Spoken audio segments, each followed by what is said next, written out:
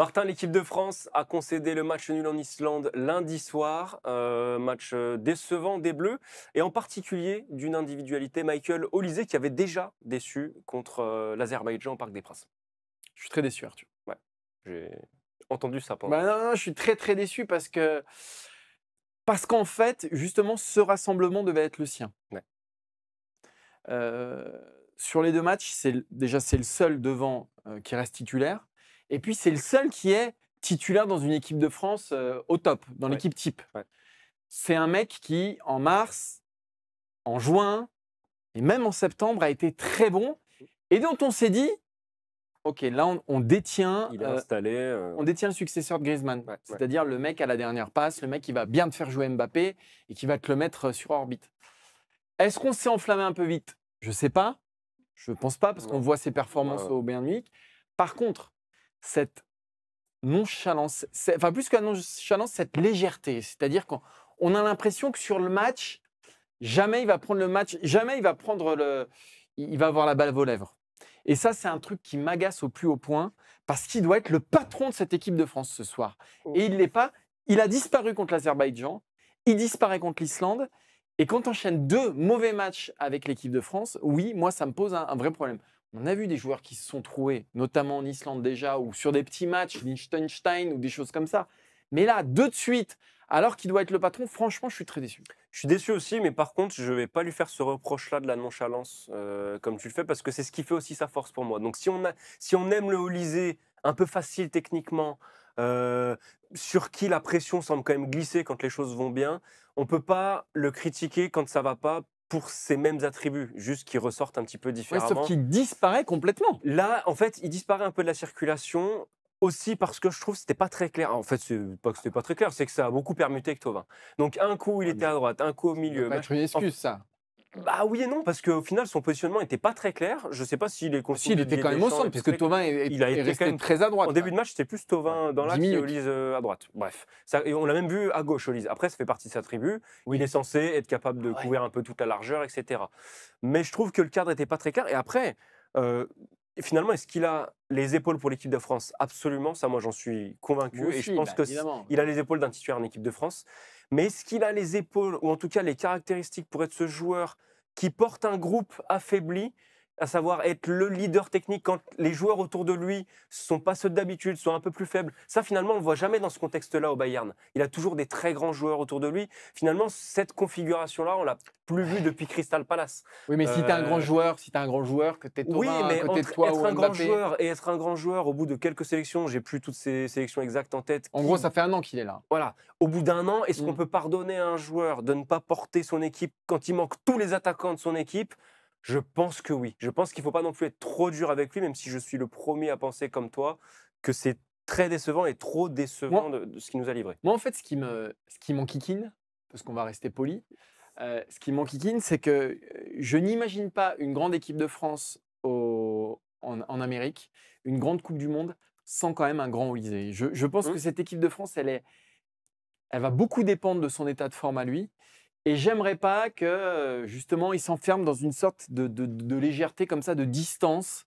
Après, il peut être exceptionnel en coupe. C'est pas parce qu'il a été mauvais en Ouais, Islande, qu'il a été mauvais au mois d'octobre 2025, qu'il sera mauvais à et on l'été préfère qu'il soit 2026. mauvais maintenant. Ouais. On a un paquet d'exemples qui nous montrent à peu près le contraire. Mais malgré tout, voilà, ça doit nous alerter, ce rassemblement, parce qu'il est passé complètement au travers. Il y a 1 an, il était déjà passé au travers, mais pour d'autres C'est raisons. début. Il découvrait l'équipe de France. Il y avait des joueurs qui connaissent. Enfin voilà, il y a un environnement auquel il doit s'adapter. Là, cette excuse-là n'est plus valable, mais voilà, c'est juste que vraiment, on a besoin de lui, quoi. Oui. On a vraiment besoin de lui. Mais c'est aussi un joueur de connexion, c'est un joueur de dernière passe. Et pour ces types de joueurs-là, je trouve que les automatismes, c'est plus important que pour les autres. Ce que je veux dire, c'est qu'il sait quand même créer des affinités Tu joues techniques. l'Azerbaïdjan et l'Islande. Non, mais je suis d'accord. En fait, moi, je sûr. suis plus déçu justement de sa prestation contre l'Azerbaïdjan que Ah oui, celle en moi aussi. Islande. Moi Parce que aussi. celle en Azerbaïdjan, il y avait quand même un dénominateur commun qui s'appelait Kylian Mbappé, Oui. avec lequel il est censé avoir développé Oui, une oui. affinité. Là, vraiment, En fait, même pour sortir du Olysée, on a vu Deschamps à un moment qui demande à Florian Thauvin de centrer au premier poteau, comme s'il fallait guider les joueurs tellement ils ne se connaissent pas entre eux, pour trouver Mateta. Là, pour un passeur de sa qualité, il avait peut-être besoin aussi d'un peu plus de temps pour découvrir ses coéquipiers. Ça n'efface pas tout. J'essaie beaucoup de lui trouver des circonstances C'est atténuantes. très sympa. Mais il n'y a rien de dramatique, selon moi, dans ce qu'on a Il vu n'y a évidemment rien de sur ces dramatique. deux matchs-là. C'est juste que c'est décevant. Arthur, le match nul en Islande clôt un rassemblement du mois d'octobre globalement décevant. Il y a eu un match très moyen face à l'Azerbaïdjan. Il y a eu un déplacement très moyen en Islande, conclu par un match nul de partout. L'équipe de France a été largement remaniée, notamment en attaque. On a vu des nouvelles têtes, ou des revenants, hein, Thauvin, Mateta, Ekitike, etc. Est-ce qu'il y en a qu'on va revoir en équipe de France ou est-ce qu'ils se sont enterrés? Alors, il n'y a personne qui s'est enterré, et je vais même dire l'inverse. La quasi-totalité a plutôt marqué des points en tant que tel, sauf un Kingsley Coman. Oui. Finalement, ils ont quasiment tous été décisifs à un moment. Thauvin, la belle histoire contre l'Azerbaïdjan, Akliouche qui fait une belle entrée, Mateta qui marque, Nkunku qui marque. Bref, quand même pas mal de bonnes surprises. Après, qui est-ce qu'on va revoir? Évidemment, il y en a peut-être un là au milieu, mais difficilement plus. J'aime beaucoup Jean-Philippe Mateta, mais j'ai évidemment beaucoup de Tu mal. l'aimes beaucoup, hein, quand même. Hein. Ouais, non, mais en fait, j'aimais beaucoup cette fraîcheur qu'il peut aussi apporter. Et on aime le maillot dans le short, évidemment. Et on aime quand même toujours voir des nouvelles têtes. Le voir marquer, ça fait plaisir, mais lui imaginer un avenir en équipe de France, un avenir au Mondial 2026, effectivement, il faut être sérieux.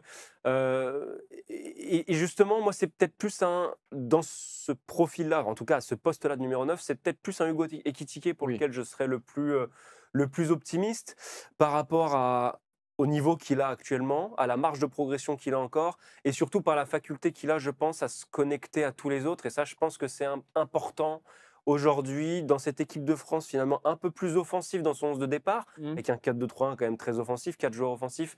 Je pense que Deschamps a plus besoin de joueurs qui se connectent aux autres que de Jean-Philippe Mateta qui, entre guillemets, sont plus des hommes de surface de réparation. Peut-être une petite pièce aussi sur Christopher Nkunku, parce que c'est quand même, on en parlait avant, effectivement, celui qui vient du moins loin, de par son vécu en équipe de France, puis il a sa polyvalence aussi.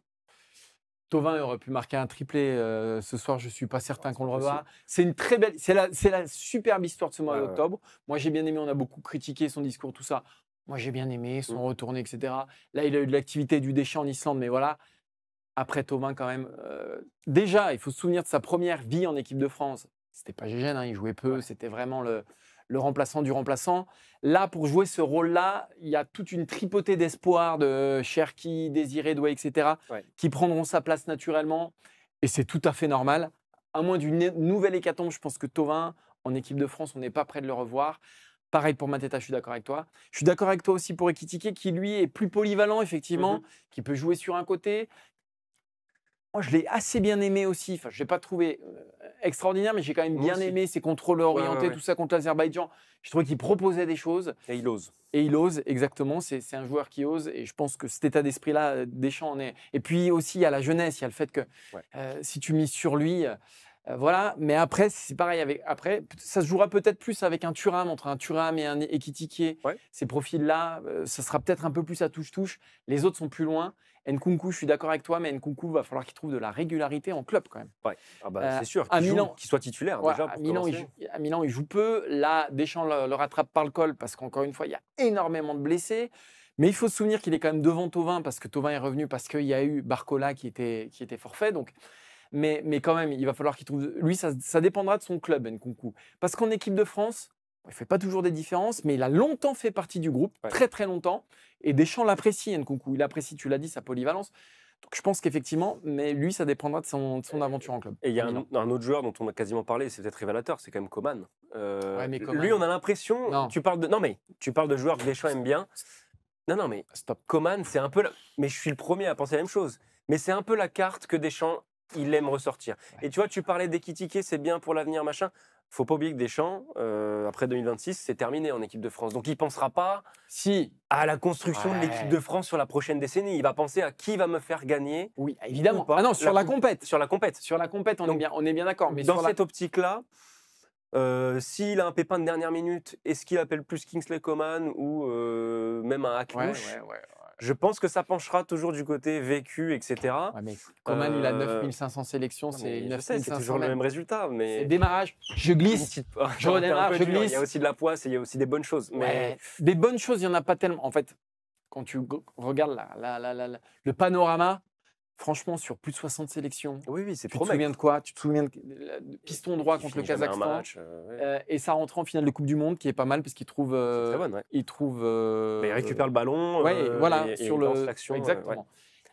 Donc, C'est maigre, c'est maigre. peut-être surveiller le cas quand même Arnès Akliouche, qui sera peut-être plus en concurrence avec un Alors lui, pour le Ryan coup, Cherki. voilà. Mais lui, pour le coup, il a marqué des points sur ce. Mais lui, il était Deschamps là a l'air de déjà. bien l'aimer. Voilà. Et en plus, il était là quand il y avait du monde, il y a un mois. Ouais. Il est de nouveau là. Il fait une très belle entrée. Il se donne un peu de densité en équipe de France qui lui manquait. C'est toujours compliqué au début, hein. Et on sait que Deschamps, il ne juge pas sur les premiers. Ouais. Il laisse le temps. Donc effectivement, Akliouche, c'est peut-être encore un peu, juste un tout petit peu léger par rapport à un Cherki de City et qui lui a fait des premiers en équipe de France, qui était tout de Ouais. suite incisif par rapport à un Désiré Doué qui joue, enfin, on attend qu'il revienne de blessure, mais qui est devant aussi dans la hiérarchie. Si ces deux sont là, je ne sais pas s'il y aura de la passe pour Akliouche, mais en tout cas, lui a marqué des points.